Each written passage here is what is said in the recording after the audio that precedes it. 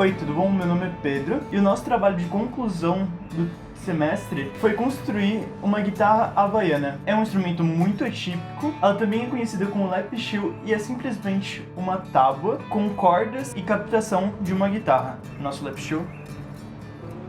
Por ser um instrumento muito atípico, pouquíssimas músicas utilizam esse instrumento. Eu posso citar algumas do Pink Floyd, vai aparecer aqui na tela, e uma do Beatles, que seria For You Blue. Depois eu vou mostrar um trechinho tocando ela. Embora o nome dela seja guitarra havaiana, a maioria das músicas que tem ela são derivadas do blues, um estilo musical norte-americano. Enfim, eu vou explicar brevemente a teoria, eu vou passar ela por cima e deixar ela mais detalhada no dia da apresentação. O coração desse trabalho é o captador. Ele é como se fosse o microfone, entre aspas, da guitarra. O que é ele? Ele é um metal indutor envolto por uma bobina junto com um ímã. Isso gera um campo magnético. Quando a corda vibra, ela altera esse campo magnético e essa variação no campo magnético é que cria o sinal elétrico para o amplificador, que é a caixa de som. E assim é gerado o som elétrico das guitarras. A maioria, assim, não existe um sinal de fora, por exemplo, uma bateria 9 volts ou algo na tomada. A única coisa que vai na tomada seria o amplificador, mas da guitarra não tem nada. Existem guitarras que são a gente usa nomenclatura ativa, passiva. As ativas, as que têm fonte de energia, só que não é tão normal assim usar esse tipo de guitarra. E as passivas são as que não têm fonte de energia, são as guitarras normais que a gente sempre vê. O que a gente usou aqui? Fio de cobre, parafuso para ser o metal indutor, acrílico para a gente conseguir ver o circuito. A gente usou 4 ímãs, um do lado do outro. E as únicas coisas da estrutura comprada que realmente é de guitarra são as tarraxas, as cordas e o jack, que nada mais é que um plug pra gente conseguir ligar a guitarra no amplificador. Daí de ferragem tem mais parafuso e uma rosca para levantar um pouco as cordas e uma dobradiça para segurar, que é em Lzinha. E eu acredito que é isso. Além da madeira, verniz e tudo mais. Como que a gente quis documentar a construção, a gente separou em dias. Tudo que a gente fez, a gente levou 4 dias de reuniões para terminar. Foi umas 15 horas, tipo, juntando tudo, né?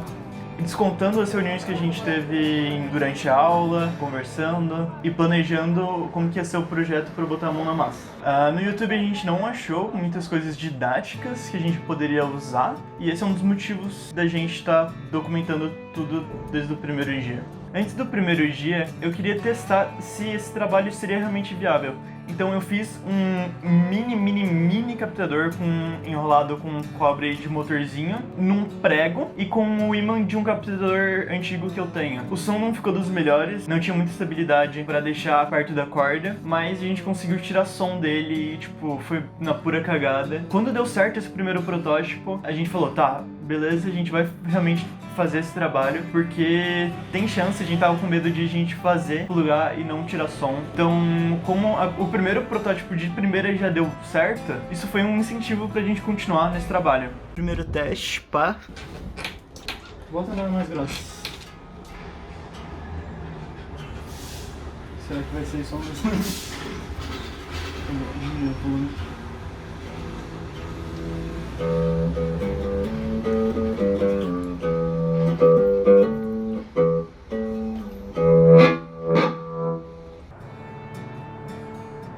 A gente começou a fazer as marcações na madeira. Depois disso a gente já partiu para os cortes.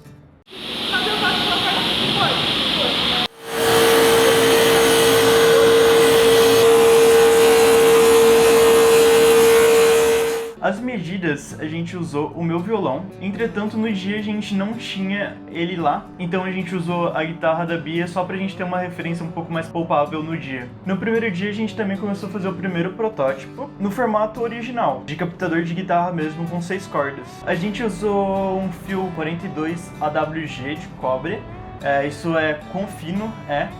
Esse fio ele é tão fino, mas tão fino, que se tu puxar um pouco ele já estoura. É mais fino que um fio de cabelo e muito sensível. Então a gente não conseguiu enrolar tanto. Quando a gente foi soldar, a gente soldou errado, enrolou pouco, deu errado. Mas a gente também não tinha ficado satisfeito com a estrutura do captador, então a gente decidiu que no próximo dia a gente iria testar outras formas de fazer o captador.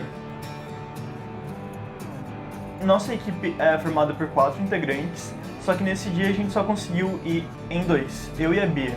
Então a gente aproveitou para finalizar a parte estrutural, madeira, tarraxa no lugar.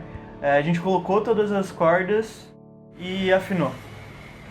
A afinação, para quem é músico, quem gosta disso, ela ficou em Open Ré. Só que aqui em casa eu tô usando Open Ré normal, só que a segunda corda ela tá em Dó. A gente fez as marcações nas casas principais, seria na terceira, na quinta, na sétima, na nona, na 12ª, na 12ª, na 15ª e na 17ª.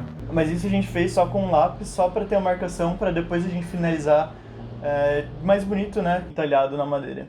O lap shoe ele ficou usual nesse dia, só que sem a captação.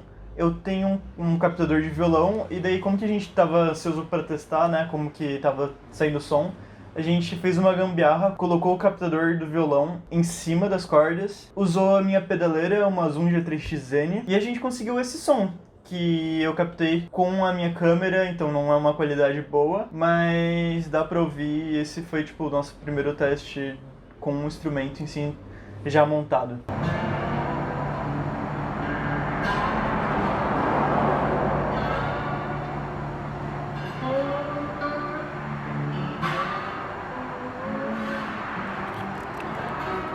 No dia 2, a gente não mexeu com o captador, a gente preferiu ter a parte estrutural da madeira feita para nos próximos dias a gente conseguir focar na captação.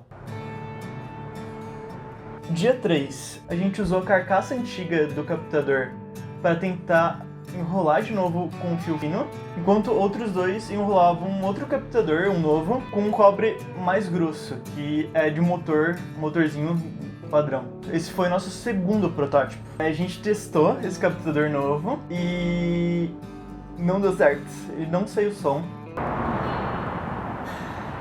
Ah, tem que ficar no máximo também.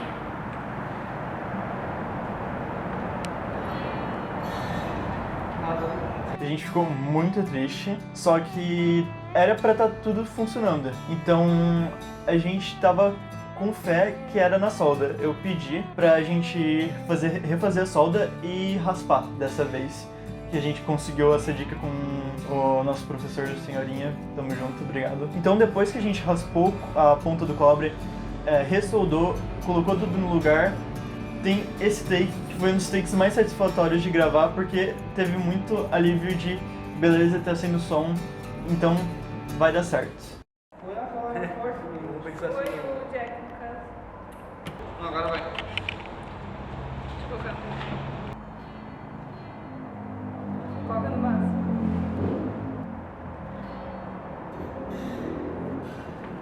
Vê se tá dando sinal ali atrás. Ó, tá dando Toca uma acorde mais alto, toca uma acorde mais alto. Entendeu?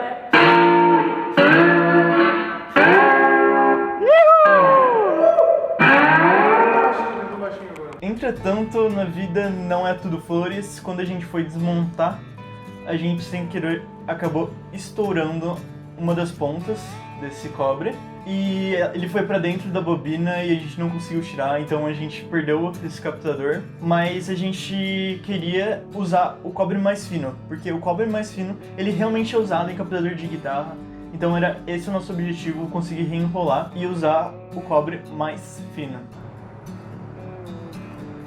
No dia 4, a gente tentou salvar o segundo protótipo, mas a gente viu que não teve como. A gente até reenrolou ele e no dia da apresentação vai estar ele como protótipo mostrando, mas ele tá sem solda, não tem nada.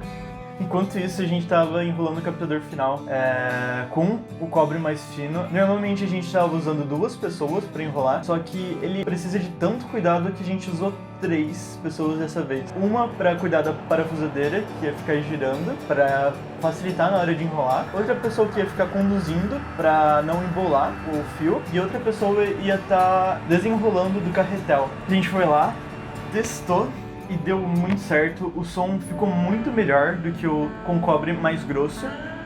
A diferença maior é que um teve som mais estridente, o primeiro, um som um pouco chato de escutar.